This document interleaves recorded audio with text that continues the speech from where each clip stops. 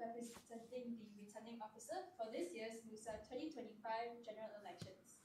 Thank you so much for joining us for the MUSA 2025 general elections debate. Today's session is for MUISS Treasurer. This debate serves as a platform to encourage open dialogue and interaction between you and your candidates, helping all students make informed decisions when voting. Before we begin, just a few gentle reminders for everyone joining us either in person or via YouTube Live. Let's keep this session professional, respectful, and inclusive. Please refrain from raising sensitive or personal topics. So what's going on today? First, we'll start off with the opening statements by the candidates, followed by a structured debate segment, and then we'll have a live Q&A from the audience or from the YouTube Live. Finally, we'll end with the closing remarks by the candidates. Now, I would like to invite the candidates to deliver their opening remarks. Hello everyone, my name is Caroline Gracia Landrian, and I'm really excited to be running for the position of MUISS Treasurer.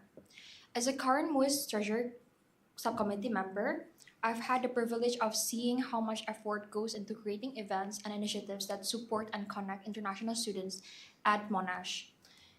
That experience has inspired me to step up and contribute even more, especially in managing the society's finances to ensure every initiative is sustainable, transparent, and impactful. Throughout my time in different organizations, whether in PR, IT, or treasury roles, I've learned to adapt quickly, handle responsibilities under pressure, and collaborate with people from different backgrounds. These experiences have strengthened my problem-solving skills and my ability to make thoughtful financial decisions that balance creativity with practicality. My campaign is guided by two key priorities. First, efficient budget management. I'll focus on maximizing the value of every dollar spent by streamlining financial processes and reducing unnecessary costs. My goal is to make sure MUISS funds are used effectively, bringing direct and visible benefits to international students.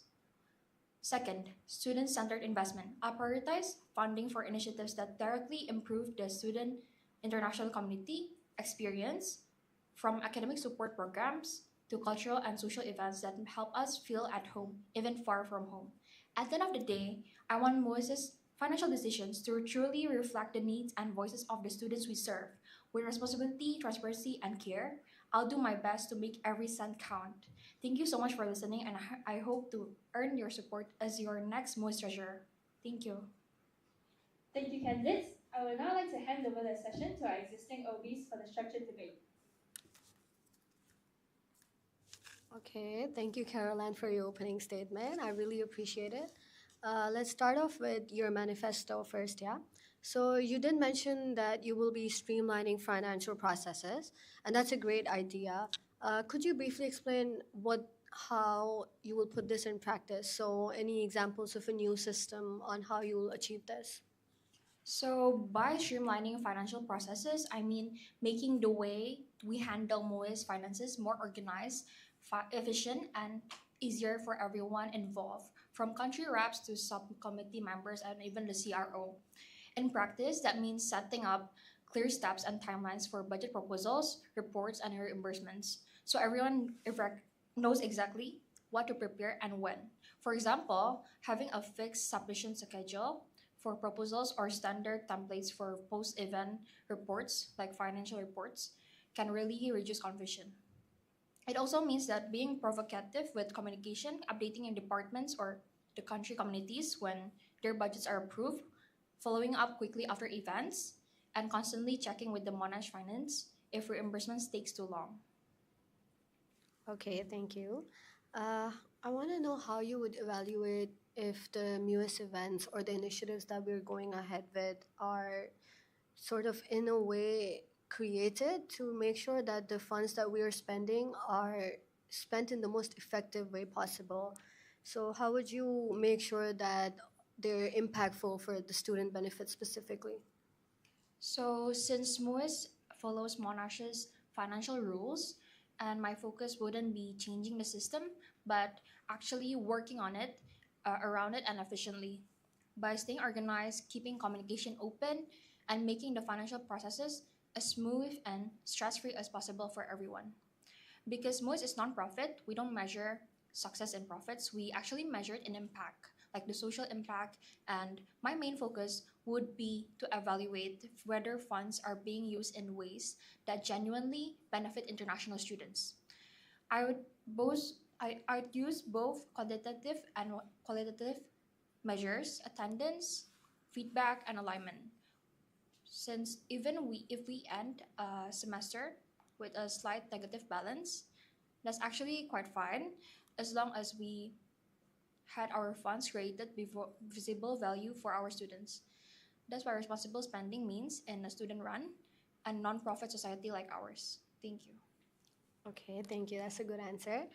I don't know if you know this, but usually in the start of the year, when you do get the position, you were asked to create an annual budget and you're supposed to sort of pitch it. So the annual budget, it's sort of restricted in the sense that, you know, you can't spend as much as you want and there is some negotiation involved, and you need to plan the entire year in a way where you are not only financially efficient, but at the same time you can't compromise event quality just because you can spend less, right? So how would you balance both? So for that, when preparing the MUISS budget, I my aim would be to maintain financial efficiency while ensuring the event quality. So I would start by reviewing previous year's spending patterns and identify where costs were reasonable and where they can be optimized efficiently. Then I would meet with the country communities representative to understand their needs, keeping in mind that Moses' overall balance can end slightly negative balance since we're nonprofit and everything goes to MUSA. I would also allocate a small contingency fund for unexpected events or collaborations while ensuring transparency in all decisions. The key is to create a budget that supports our goals sustainably, not by cutting corners, but by spending wisely and planning ahead. Okay, thank you. I really like your plan. I'm gonna move to more scenario-based questions now. So, you've been treasurer subcommittee right now, right? And there's a lot of responsibilities that you're not given as a treasurer subcommittee, but when you do become a treasurer, you have to handle a lot of very sensitive things. So something like cash and all that. Say you do give some responsibility to your subcommittee member, something like handling cash or handling any sort of PRPO payment, and they do make a mistake, they mishandle some fund, how would you deal with them in a way that doesn't demotivate them, but at the same time you do correct their mistake? So, first of all, if a subcommittee of mines actually made an error in documentation or caused delays, first of all, I would approach it calmly and constructively because mistakes happen, and especially with new members as well. And then I would review what went wrong. Maybe forms were incomplete or receipts were unclear. So I would guide them on how to fix it, and I'll also share a documentation list, checklist to prevent similar issues in the future. If the delay is on Monash Finance's side, then realistically speaking, our role is to follow up regularly after one payment cycle, which is usually 1 month, and ensure all queries are answered quickly from the country reps as well. I would also remind the team that our responsibility is to stay organized and responsive. So the rest of it is depending on finance's internal processing. This keeps our morale quite high and while maintaining accountability and efficiency as well. Okay, I'll move on to our next scenario. So you know that Monash Cultural Night is our biggest event in terms of finances, right? And there's a lot of financial planning that goes in from the start of the year. That being said, it is very possible that some unexpected expenses arise since you're working with so many communities. It's a big event. There's a lot of stakeholders involved. You have so many vendors to look at.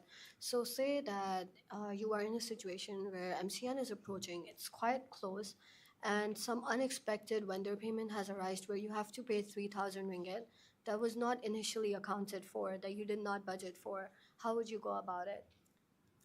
So, first of all, if suddenly like a kind of project comes up mid semester, my first step would to we review our current budget, how much we've already spent, and what's still committed and what's left in the reverse reserve. And since MUISS isn't a profit-driven community, the aim is simply to make sure we can support the new project without disrupting existing plans. If our remaining funds are tight, I would look for flexible adjustments, for example, checking if any departments or country communities can scale down certain expenses or merge smaller events to free up funds. I would also explore collaboration and sponsorship opportunities since sharing costs with other student bodies can make a big difference in our expenses cost. Throughout this, I would make sure that every project clearly fit MUIS's mission, improving welfare or engagement among the international students community, and that is manageable under Monash finance guidelines. It's about being practical and creative, not restrictive, to make sure every new initiative is both meaningful and financially responsible. Thank you. Okay, so to follow up on that, since you did mention that you will be working with country representatives, besides MCN as well, you have to work with country reps for their own community events, right? So, in a scenario where, let's say, you have allocated a certain budget to a certain event of a community, say that they want to spend 500 ringgit, but you tell them that only 300 is possible for this specific event. And then it turns into a conflict where they're not agreeing to this amount because they also bring quite valid reasons where they need to ensure event quality and also ensure that their event is engaging within the community itself. How would you deal with a conflict with country reps like that? So, first of all, if a country rep feels their budget allocation is unfair, I would first listen carefully because maybe they had their own valid reasons and, like, for example, increased number of participants or higher cultural event costs. So after that, I would explain the allocation logic transparently to them, showing data from previous event, expected reach, and MUIS's current financial state. If the adjustment request makes sense and is feasible, I would negotiate partial reallocation. If not, I would guide them to alternative solutions such as resource sharing or external support because the goal isn't just to enforce numbers but to maintain fairness, transparency, and collaboration across all CRs. So, yeah, that would be my answer. Okay, thank you. Good answer. For my last question, I would just like to know, do you have any student initiatives in mind that you would like to bring up? Since you did mention it in your manifesto, right? So anything that you would like to bring up as MUISS in general, not in just in your department? So, there's actually one initiative I want to introduce. It is the MUISS Resource Bank. It's basically a shared collection of reusable items like decorations, cables, or event props that MUISS portfolios and country communities can borrow for free. The goal is to reduce repeated spending and waste. Since many communities end up with the same things to buy every semester, with a resource bank, we can save costs, promote sustainability, and make event planning even easier for everyone. It also encourages the collaboration between each communities instead of working separately. Communities can share resources and ideas. This aligns perfectly with my manifesto of efficient budget management and student-centered investment, making sure every ringgit we spend keeps giving value beyond the event itself. But of course, every time a country community borrows something, is going to be documented to make sure there's no confusions or conflicts will arise from misunderstandings or miscommunications. This documented sheet will be provided with access to the CRO and CRs that will help transparency and accountability as well as to make sure none of the expenses spent for the inventory go to waste unnecessarily. Thank you. Okay, yeah, thank you so much for your time, Caroline. I really like your answers. Those are all the questions from me. Thank you, Obis. We would now like to open this session to the audience for questions. You guys have to share one mic, so I'll say one mic. Yeah.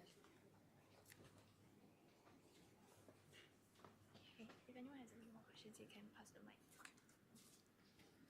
mic. Hi, Caroline. Oh, wait. Is this on? No. Is it on now? Okay, great.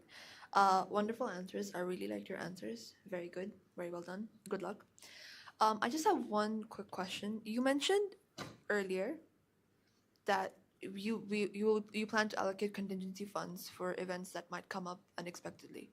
Now, whether those events are for MUISS or whether they are for communities, is there any like, because obviously if let's say a community comes up to you and they're like, oh, we want to do this event, and you can't just say, oh yeah, sure, like, yeah, just do it, I don't care, we'll just give you the money anyway. So is there like a specific criteria or a specific some like factors you would look at when approving or like completely rejecting an event idea, and how would you allocate those funds? So first of all, I would actually like if it's an event that has been held before in the like previous semesters, like it's a yearly or annually or monthly event, then I would have to check on the previous financial report and the BP to actually assess the expenses at the end of the day, like if the cash reimbursement actually aligns with the one planned. And of course, I would have to access the student feedbacks form on each of the events that is actually trying to allocate for more funds, because through that feedback forms we can really see which aspects of the event actually requires the most improvement from our students, and which aspect of the event was not really mentioned, like even in the strength of the events itself.